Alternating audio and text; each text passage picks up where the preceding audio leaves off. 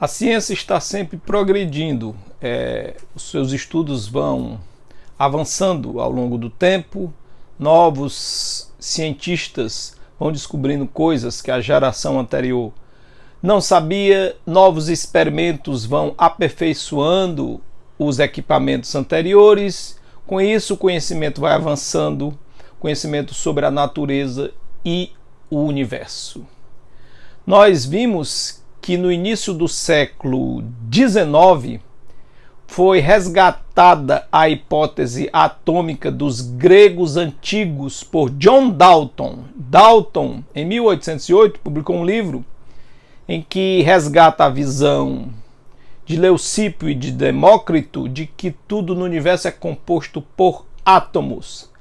Para Dalton, nós vimos que os átomos seriam como esferas maciças, indestrutíveis e indivisíveis, milhões de vezes menor do que um grão de areia. Tudo na natureza seria composto por átomos. Durante todo o século XIX, essa foi a visão predominante da ciência acerca da matéria. Todavia, no final do século XIX, nós vimos que essa visão foi aperfeiçoada com a descoberta das partículas subatômicas. Cronologicamente falando, na história da ciência, no final do século XIX, em 1897, JJ ou J.J. Thomson descobriu o elétron. Em seguida, no início do século XX, em 1911, Ernest Rutherford descobriu uma partícula carregada.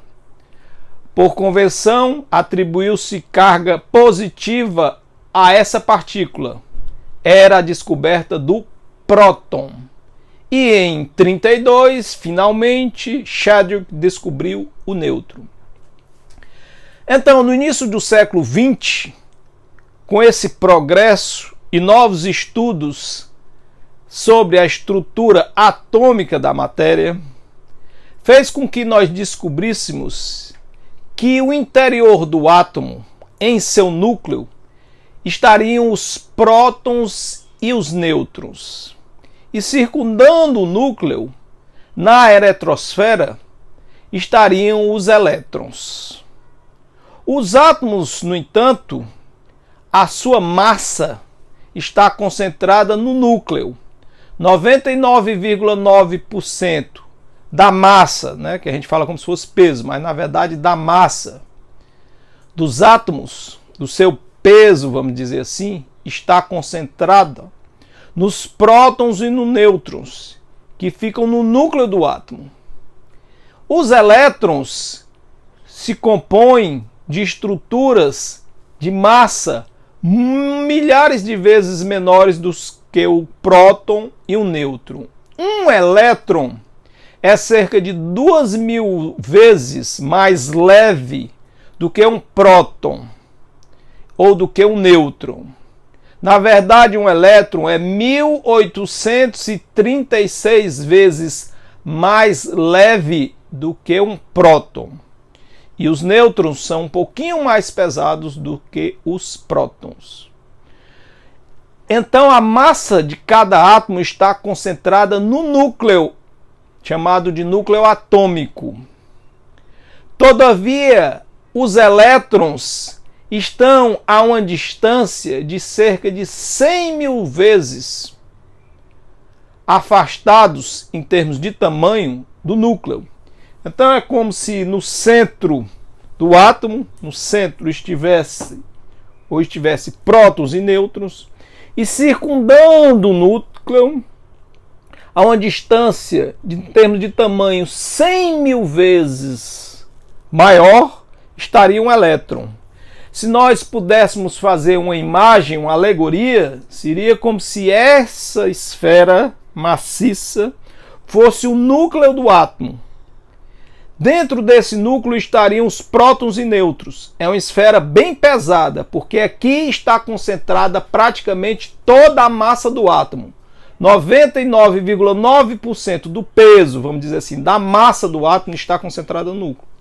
E esse núcleo nós colocaríamos no centro de um gramado de um estádio de futebol, por exemplo, o Maracanã. Circundando o núcleo, na eletrosfera, estariam os elétrons de massa desprezível. E o elétron de massa desprezível estaria a uma distância 100 mil vezes mais afastada do núcleo, como se eles estivessem sobrevoando os anéis superiores da arquibancada do Maracanã. Esse é o átomo.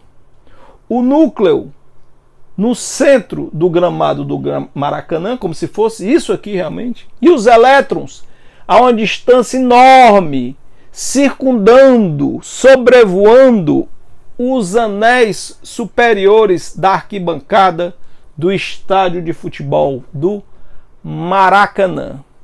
E o que há entre esse núcleo e os elétrons? Espaço vazio. Mais vazio do que o maior vácuo que nós conseguíssemos produzir na natureza. Ora, se nós somos compostos por átomos, nós somos feitos de átomos, e esses átomos concentram sua massa no núcleo, e os elétrons estão a uma distância 100 mil vezes afastado, e entre os núcleos e os elétrons há espaço vazio, isso significa, filosófica e cientificamente, que nós somos compostos, na verdade, em termos de matéria, matéria bariônica, matéria comum, de nada, de um vácuo, de um vazio.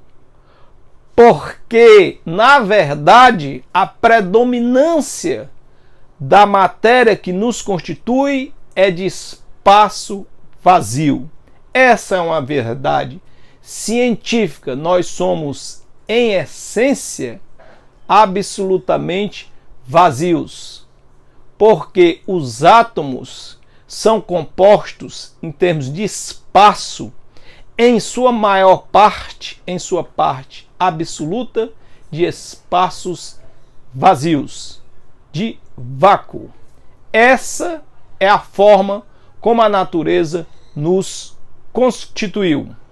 Até o próximo domingo, então, com o nosso próximo encontro aqui pelo canal do YouTube, no nosso curso História do Universo.